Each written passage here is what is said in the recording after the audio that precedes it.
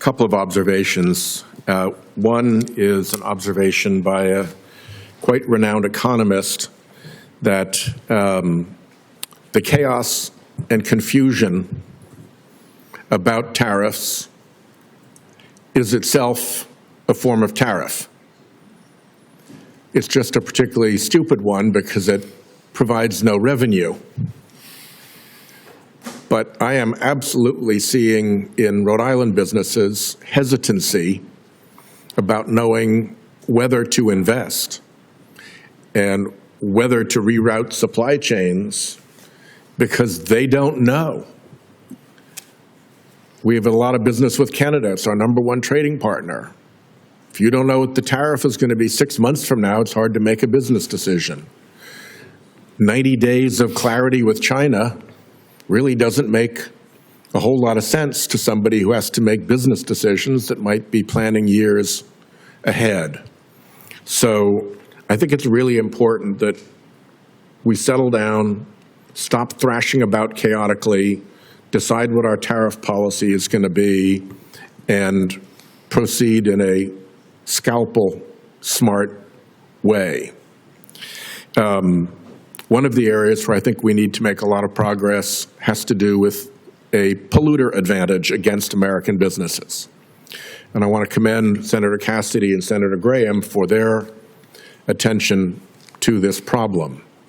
If you simplify and say that there's a cement factory on the Mexican border in the U.S. and a cement factory on the U.S. border in Mexico, and they're each 10 minutes away from the border, and one of them has to abide by significant pollution regulations that get built into the cost of the product, and the other does not, that a tariff is an extremely appropriate way of remedying that discrepancy.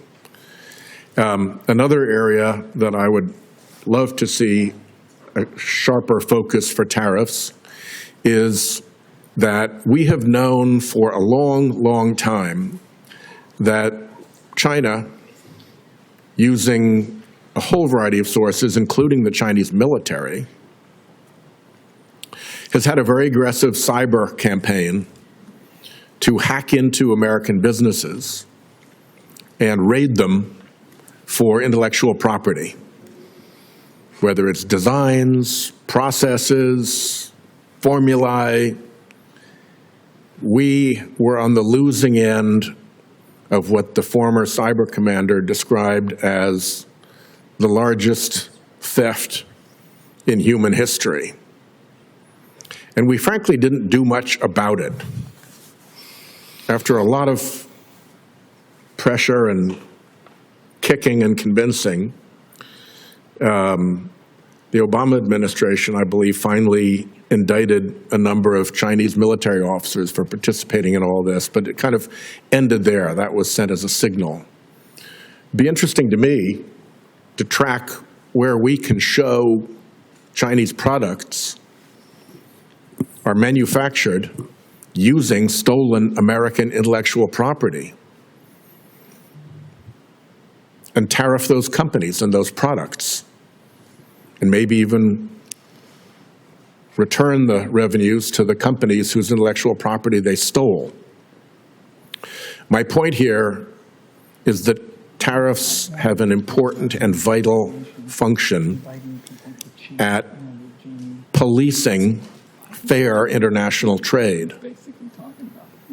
But the lashing about and thrashing about, largely, it seems to me, just to get attention and cause other people to have to run around jumping through hoops for you, is not a smart way to go about it. And my worry is that we're going to spend months and months and months and months with economic drag on our economy because of this opening bid of rash, thoughtless tariff threats, and it's going to take a while for all that tumult to subside.